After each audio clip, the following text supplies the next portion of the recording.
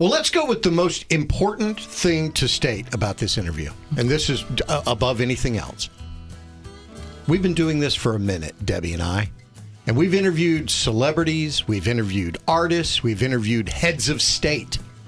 But this is the absolute first time we've interviewed anyone who has our same last name. I know. Even spelled correctly. Tyler Nance is with us. Tyler Nance. How great is this? No relation, I assume. No, we need to do a family tree. We don't have any kin in Missouri. Or is it Missouri? It's Missouri. Missouri. Yeah, okay. it's Missouri. No kin in Missouri that I know of. All of them here in North Carolina and in Texas. But when they said Tyler Nance is coming over, I'm like, how does he spell it? N-A-N-C-E. Man, that's just fantastic. Well, welcome. And thanks for having me. No, this is really, your path is so interesting to me. Fourth generation farmer, and then you get out, you get out of high school, and you become a welder. And now here we are. You're 21 years old? 22, just 22. turned. Wow. Thank you. Yeah, correction, 22. Don't shortchange him. And you're doing this. First question is, when was the last time you got a paycheck as a welder? August 25th of last year, which was my birthday. Whenever I turned 21, all right, so I quit my job. So Debbie, a year ago. Yeah. He's a welder. There are people, the old way you did this was you go grind in Nashville and hit the bars and write songs and try to find people to listen to your music for about 10 years, and then maybe, just maybe, you'll run into the right person. The whole new paradigm with social media and TikTok in particular, just, it's amazing. Did you ever, in July of 2024, could you ever in your wildest of dreams thought that a year later you'd be sitting in radio studios and there'd be hundreds of thousands, millions of people downloading your music? I didn't think in a million years that it would ever happen, that anything would really come from the music. I was just doing it as a hobby, really, and it's just that hobby turned into a career now. So tell us how this did come about. Take us on your trip. So on the welding, I grew up seeing people trying to get out of my hometown constantly, and my uncle had taught me how to weld whenever I was 13, and I was like, hey, this is what I'm gonna do. And so that was my way out, was traveling the road, welding. And I think that was really beneficial to me, like just growing up, becoming an adult, and I knew that I needed to do something, and taking on that career was. Now, had music always been a part of your life in terms of, did you grow up in a musical family, or? I mean, no, not really. I would say my biggest influence is my grandma. She's since passed, but she really got me into just the old music and the old artists, and I just really resonated with me. So I was just a consumer, really. So what really took off for you? What made fans discover you, so to speak? I started posting on TikTok because I had a buddy, he was a helper, and we were hanging out, and I was like, I just started really learning how to play guitar, and he's like, man, you gotta start posting this on TikTok. And I was like, man, I don't know about that, but I had a few beers one night, and I was like, you know what, I'm gonna do it. So I had this it was the first song I ever wrote. It's called Breathing, and really resonates with people that I was working with and working on the road. And I was just playing it at the campground that we all stayed at, and then I finally got the courage to muster it up to post it. Well, that's what I was going to ask. When does it go from, I'm playing Johnny Cash covers, I'm playing Keith Whitley covers, to all of a sudden you go, let me see if I know how to write a song. Let me see if I can do this. And then from that point, when do you go, I actually can do this? I don't know. I feel like it came super naturally. I like to tell people that whenever I was in second grade, and we were doing a writing contest, and I didn't get an award for it because it was too sad. So I feel like that's something that that explains why it just came so natural. Can't you hear that, teacher? Tyler, we really like your song. It needs to be more But can uplifting. we please not write about prison in the second grade? This is perfect for country music, though. Yeah, I don't know. Like, so I always did poetry in school, but that was only whenever I had to. But I was good at it. I started auctioneering at 8 years old to like 12 or 13. I can't do it anymore. No, Wow. I was just about to say, no way can you do that.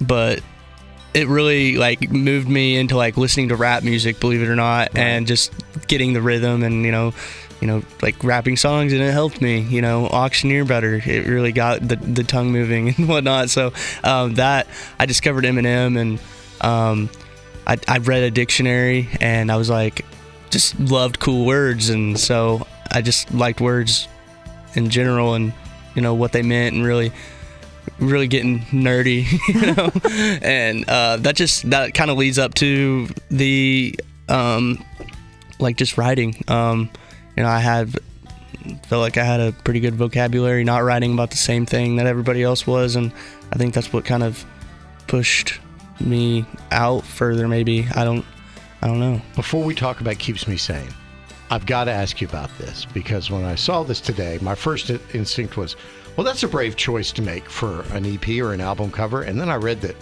oh my God, it's real. Let me see if I can get this on camera here. Make sure we got that. Good. Yeah. That's your actual mugshot? Yeah. I was 19. I was going through hard times, and I was in Indiana. And I got arrested for 2 DUIs within a month, and it was a really tough time in my life. And that really relates to keeps me, like, what kind of leads me to writing Keeps Me Sane a few years later. This what the song talks about. It's like going through all these things and the stuff that I've put on myself. All that's happened, but it's led to better. I wouldn't be the artist that I am now today if it weren't for that happening.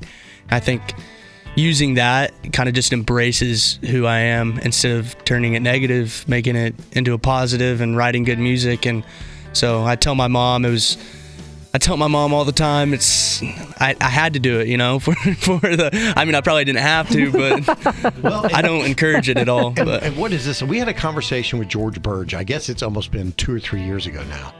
And he was talking to me about posting a song on TikTok and going to bed and not thinking anything about it. And then he wakes up the next morning and it's gotten like 200,000 views.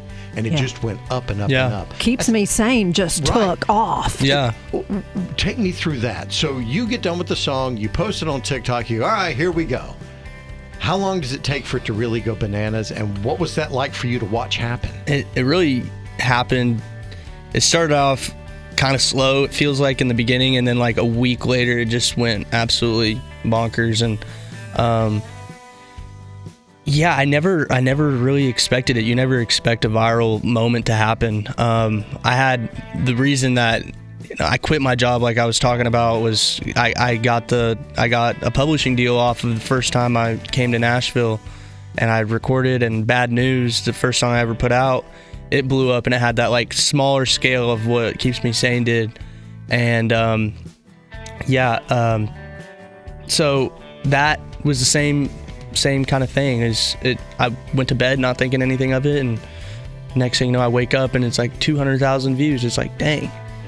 And when does your phone start ringing off the hook by people in Nashville for real? Not just a publishing deal, but hello, son. Well, it was before the publishing deal.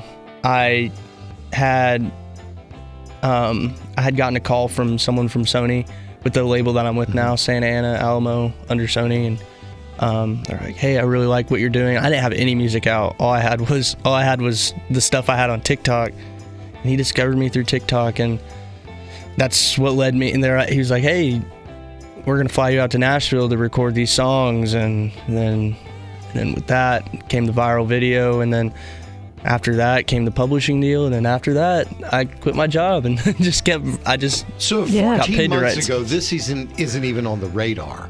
Around 14 months, yeah. This isn't even on the radar. Can you even allow yourself to dream and think ahead of where I'd like to be in 14 months? I mean, I didn't really have the idea in my head that I was going to do music full time ever. I was doing it as a hobby. I did it to get out of my head, and did it to really vent, I guess. And I'm not the greatest public speaker, but I could do it. I could say what I wanted to say through my songs and what I wrote down, and not really overthinking and everything to get how I felt out. So what do you think is probably one of the biggest things that's changed maybe in your personal life since this is all kind of taken off? I never thought I'd be in half of these cities and that I've been to on, right now I'm on radio tour. Never thought I'd do that, and never thought I'd be on an airplane this much, but I don't mind it. I love it. It's cool. And, racking up those air miles. And he's being interviewed by fellow Nances. Yes. I love it. It's got to be a huge thrill in your life. I did not know any Nances lived outside of the Midwest, but hey, I don't know how you guys are, but you're family to me now. Well, yeah, I feel like we're talking to our son. He's about your age, Yeah, Nice. but he's not doing nearly what you're doing. Yeah. Can you teach him to play music? Yeah. I don't know if I could teach someone how to play guitar if I really wanted to. I don't know. I just watched YouTube. That's how I taught myself, and I have Axel back here. He kind of mentors me on certain things and how to learn certain things. But it's just day by day and just sticking to it. And yeah, that's my advice. All right. Well, let's put Axel to work and let's get him up here and let's hear Keep Me Sane. Absolutely. All right. 1, 2, 3.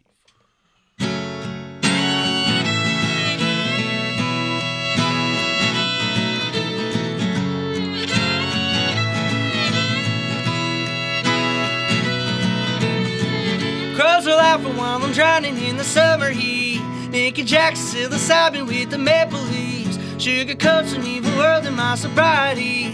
I'd be better with you next to me. I work upon it, praying for a little bit of rain, but I'm flooded like the water in the window pane. Taken over by the mold and going in my brain. Might sound crazy, but it keeps me sane. Don't know why I feel this way. I get high on the pain. Look to the sky, but I'm to blame. You might hate me, and it might sound crazy, but it keeps me sane.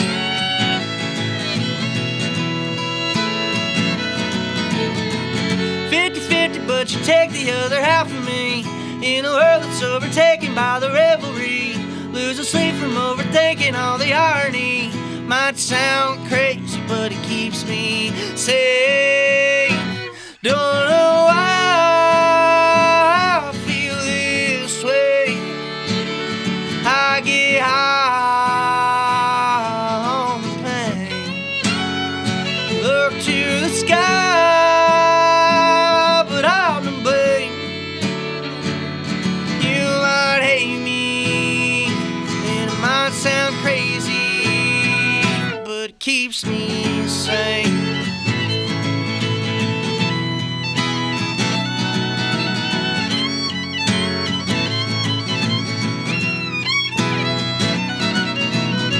Under the weather while I'm wandering, walking up the creek. Water's rushing like it's trying to get away from me. The stream I'm chasing gonna drive me to insanity. Might sound crazy, but it keeps me sane. Don't know why I feel this way. I get high on the pain. Look to the sky, but I'm to blame. You might hate me, and it might sound crazy, but it keeps me sane.